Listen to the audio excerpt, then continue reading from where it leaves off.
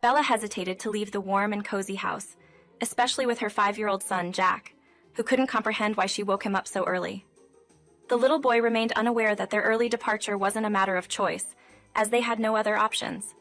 Mrs. Adeline delivered an ultimatum. "I'll have to raise the rent, Bella, and you'll need to pay 2 months in advance from now on." Bella objected with resentment, explaining her financial constraints, but the landowner remained indifferent, only concerned with money. She swiftly found new tenants without the same financial troubles as Bella. With no choice left, Bella took her son's hand and left the house into the cold winter weather. Shivering in the bitter wind, she trudged through the snowy streets, longing for a warmer location like Florida or Louisiana rather than Maine. Bella, tightly holding her son's hand, was oblivious to her surroundings, walking aimlessly. The biting cold seemed to seep into her bones, and she would have given anything for a hot cup of tea and a warm bath. Bella had very little money, and her best option was to rent a room in a budget motel. Lost in her melancholy thoughts, she didn't notice when she accidentally let go of Jack's hand. The boy, distracted by a nearby playground, stepped onto the road. It took Bella a moment to grasp what was happening. First, she heard the screeching sound of brakes, and then someone's strong hand pulled her back. To her surprise, a handsome middle-aged man with an aristocratic face stood before her, his eyes radiating kindness. "Are you in a hurry to cross into the other world, miss?" the stranger asked with a smile. "Oh no, I just got a little distracted and accidentally stepped onto the road," Bella replied, her face flushing with embarrassment. Only now did she realize that she had been perilously close to a life-threatening situation just moments ago. Jack ran up to Bella, excited about exploring the snow-covered playground. "Mom, can we build a snowman?" he asked. Bella hugged her son, adjusting his askew hat, and in that moment she felt a profound sense of gratitude and relief. The nearby stranger sprang into action, offering assistance. "I'm pretty sure you could use some help, am I right? Let's go before your shoes and gloves get all wet," he said. Grateful, Bella smiled at her savior, who introduced himself as Arthur. He had been passing by at the time of the almost accident. Soon, Arthur and Jack teamed up to build a massive snowman, which brought smiles to the faces of passers-by due to its comical appearance.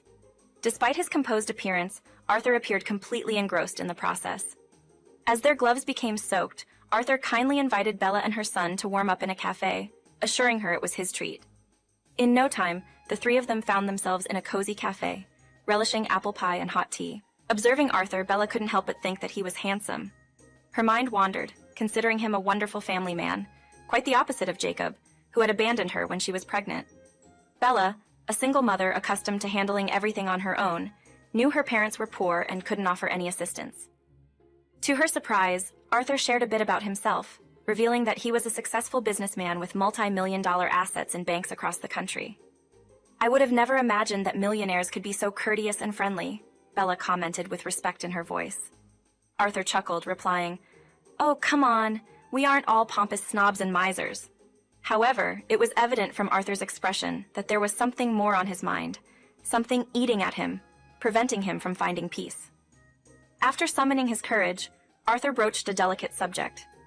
"Please forgive me for this question, but do you and Jack have a place to live?"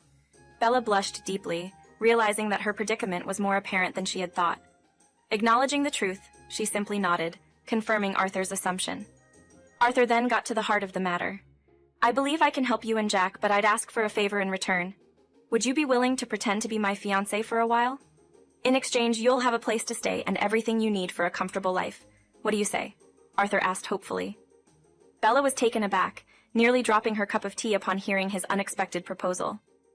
"But why? What do you need it for?" she inquired after recovering from her initial shock. Arthur, looking embarrassed, explained, "It's for my parents. They're quite old-fashioned and have their own beliefs and life philosophy. They've always criticized me for not having a family. This way, I could prove that I have my life sorted out. So I'm asking you for this favor." Still in disbelief, Bella Smith at the millionaire sitting before her. Just moments ago, she would have bet that Arthur was married with children. However, she learned that he had his own family problems and was seeking help from a woman raising her 5-year-old son alone. Bella contemplated the situation, recognizing that everyone had their private issues they might not readily share. She thought, "What do I really have to lose here? I still have nowhere to live, and Arthur doesn't exactly look like a villain either." With that, she accepted Arthur's proposal. A glimmer of hope crossed the businessman's eyes as he thanked her for her understanding, assuring her that she wouldn't regret it. Arthur then took Jack by the hand and led him to his car. As they walked, Bella couldn't help but ponder whether she had made the right choice. During their journey, Arthur informed her about an upcoming important dinner where all attention would be on him. "My younger sister has a serious boyfriend and they're thinking about getting married. So my mother wants to see who her daughter chose as her life partner," he shared without taking his eyes off the snow-covered road. Bella shrugged her shoulders, focusing on Jack's comfort, knowing that they could handle the rest. From a distance, Bella caught sight of Arthur's parents' house, a grand two-story building with imposing columns at the corners and a roof adorned with red tiles. Several cars were parked in front, signaling the arrival of guests. Arthur ushered Bella and Jack inside, where they were warmly received by the homeowner. Madeline's eyes sparkled with tears as she saw the young woman and her son.